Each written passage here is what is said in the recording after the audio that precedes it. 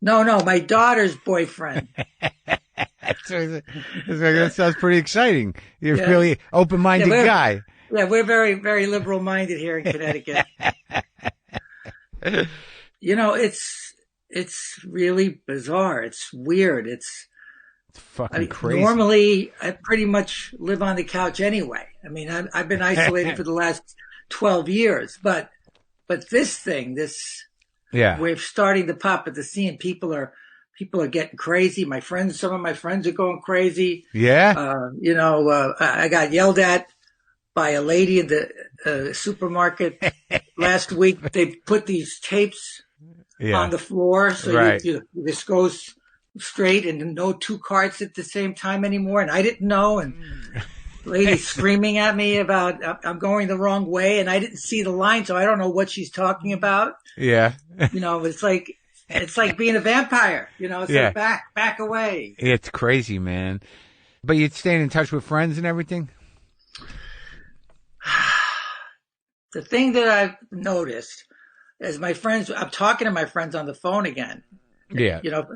For the last 2 or 3 years, everybody's kind of texting each other. There's no connection. Right. My phone didn't ring. Right. That's a good thing. And, some of my friends have gotten, some of my friends died. I have 3 friends that died, and 7 of them are still in the hospital. But the thing, Of the coronavirus? yeah. How many died? Well, 5 people I know died. Oh my God. And 3 were, good friends. In New York? Well, one was in Florida.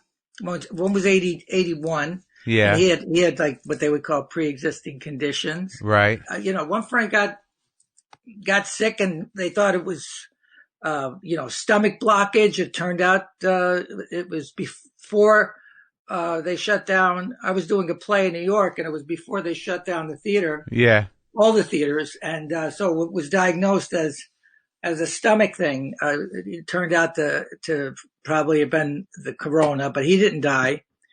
Everybody's frightened, and nobody's saying that they're frightened. So they're arguing. There's arguments about things that have no relevancy because they're cooped up and concerned. Yeah, man. It's devastating. I'm sorry you lost your friend, and that I have not, that so many people on the East Coast, I guess all over, are being personally affected. My mother's friend got it, but she's got through it, but I don't know anybody personally out here. Yeah. Yet, you know what I mean? Yeah. But I can't believe that you spend a lot of time on the couch. It looks like you're working every fucking minute. It's the only reason why I work is to get off the goddamn couch. It's like, well, if I don't say yes, then I'll be on the couch. How many times can you watch Casablanca? Well, I mean, is that why a lot of times have you made movies you don't even remember doing? Yes. And I've been seeing them. Literally you see stuff and you go, I don't remember. Recently my friend Andy Davis, who, directed The Fugitive, and we did three movies together. And we did a movie with Andy Garcia and Alan Arkin called Steal Big, Steal Little. And I always told him I didn't understand the movie. So he sent me the movie. It was like the Blu-ray. He says, this movie is so up to date. It's so relevant to today and what's going on. And it is. Yeah. But I saw, there were scenes, there's a whole sequence where I'm in drag. Yeah. Literally, I'm just in full drag. I don't remember shooting it. I don't remember anything about it. Wait, how is that possible, Joe? Well, I was a drug addict and an alcoholic, so that might have something to do with it. You were able to work on, drunk and work on what was the drugs? What drugs did you like? Well, actually, no, I wasn't really drunk when I worked. Yeah, I would get drunk when I got home. Right. But my favorite drug was painkillers, oxycodone. Oh yeah.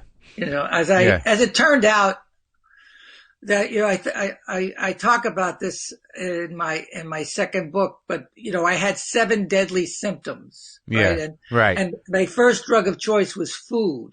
So when I was 14, I wound up becoming a house. I put on 100 pounds, and I wanted the girls to like me. So I started starving myself, and that had a whole different effect. The idea that I could go to bed, I could stop eating at 7 and go to bed and wake up in the morning having accomplished that goal of not eating, and the feeling that it gave me. I really loved that feeling. And then, success for a long time was a drug of choice. That if and all of this was like to escape this feeling that was living in here, so that if I could become successful, this would go away.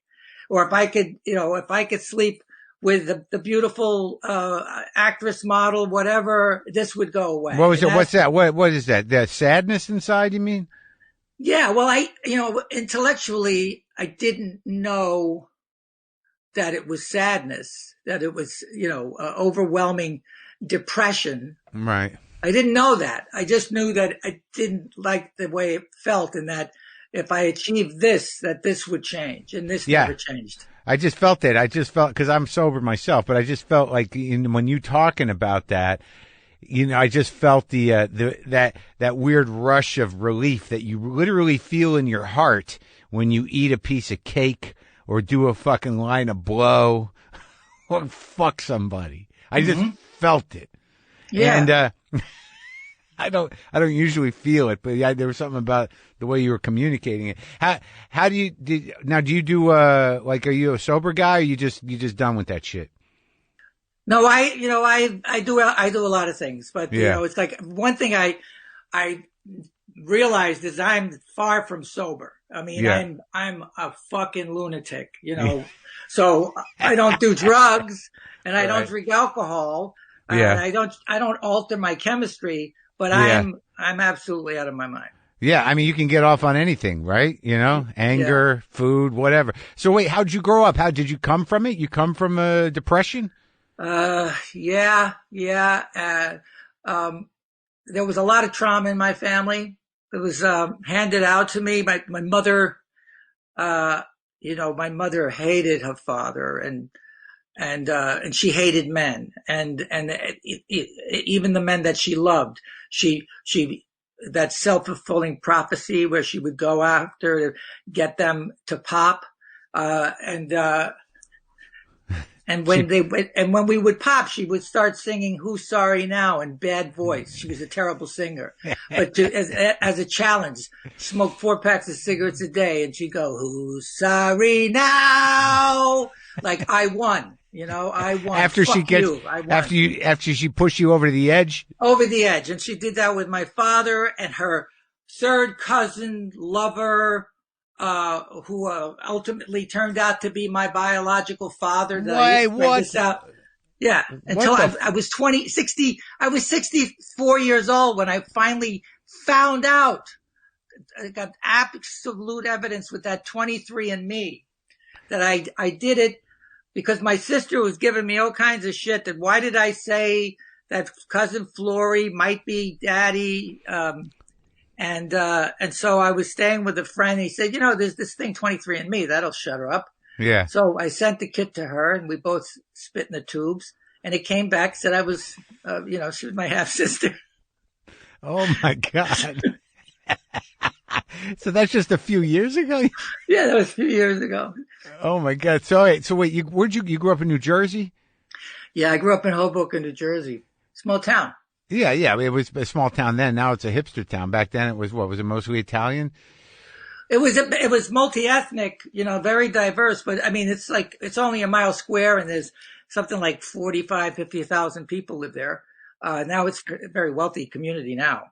Yeah, it got all redone and everything. So what was the family business? Well, my father, Monk, Dominic Pantoliano, he was a foreman, but he was a degenerate gambler. So, and so was my mother. So was everybody. Everybody was always playing the numbers. Always, it's the Daily Double and Flory, cousin Flory. I remember your real dad. Yes. Like Aunt Lizzie, his mother, who my mom would take me to the city every, on the weekends to see Aunt Lizzie. Right. Then I found out that Aunt Lizzie was my grandmother. So wait, at 62, I could do the math then. How are they related? How is Flory a cousin? Flory was a Callow. My mother's mother's side. Yeah, yeah. So and then Aunt Lizzie was my mother's second cousin. My grandmother was my, so and point of fact, my grandmother was also my fourth cousin. But everyone's a degenerate gambler, so that's one of the bugs, right? Right? Absolutely. You didn't get that one? No, because we'd have to sneak out in the dark of night to beat the landlord that was, putting liens on us. My mom would, I was born in 1951, so if they shut off our telephone, which was a constant every 80 days, they'd shut it off, and then she'd get the Daily News and go through the obituary and see who died and say, okay, yeah, hello, this is Mrs. Sullivan. I just moved to 701 Adams Street. I need to get my phone turned on. And that's... She'd use the dead person's name? Or the wife that... She would get $5 a vote. We would go to all of the polls because she said, listen, dead people have as much a right to vote as people that are alive.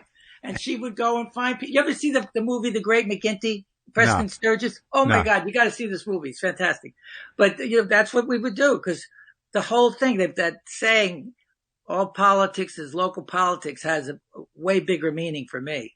Oh, because she'd get paid by a candidate to vote for dead people. Yeah, and you get your guy in on the third ward to be an alderman, and now they had some power, so Uncle Popeye became the dog catcher. Uncle Popeye was also the town drunk, so he would forget that he had dead dogs in the trunk.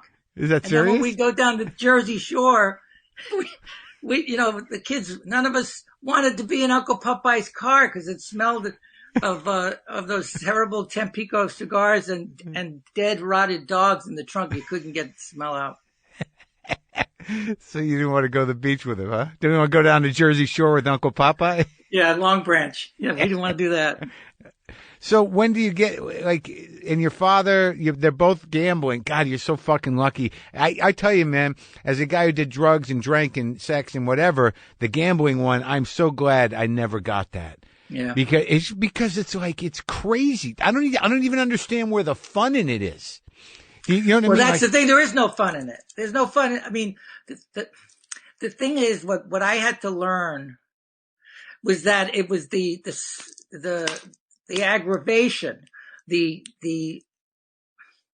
that rage, that fear, the confusion, that was visceral. That I could feel. That reminded me of home. But this whole idea of serenity, that I couldn't pick serenity out in a lineup. It's like, what has no feeling? Yeah. Yeah. Who needs that? Anger and rage is a much more visceral feeling than love. Yeah. Oh, for sure. Yeah. Oh, yeah. And so you have to constantly kind of, cause I find as I get older, cause I have an anger problem too, but you start to realize you hurt people, right? Yeah. Well, it's like, does it have to be said? Does it have to be said now? Does it have to be said by me? I talk a lot less now. Okay. Now I have nothing to add. And that way, everybody stays around. They don't. Yeah. You don't end up alone yelling at nothing. Yeah. So when do you just have the one sister? I have my sister Marianne. Yeah, Marianne, and then I got 4 kids that are all adults and 4 grandboys in Las Vegas. My daughter's in the restaurant business there. Oh, in Vegas, you go out there a lot? To see the kids, I hate Vegas. I've always hated it. I hate it too. You mean you hated it when it was nice? Before it got shitty? I hated it. Yeah, I hated it when, the old Vegas. Yeah. Because I think maybe because of the gambling. Yeah. It just, and I just don't like the desert. I don't like, it's like. No. Too bleak? Yeah, everything looks alike. You go by the mall, and they got a dentist there, they got an eye place, they got the Pizza Hut. It's all the same. Yeah. So you've been living on the East Coast your whole life? Well, I lived in L.A. For 20 years. When I went to California,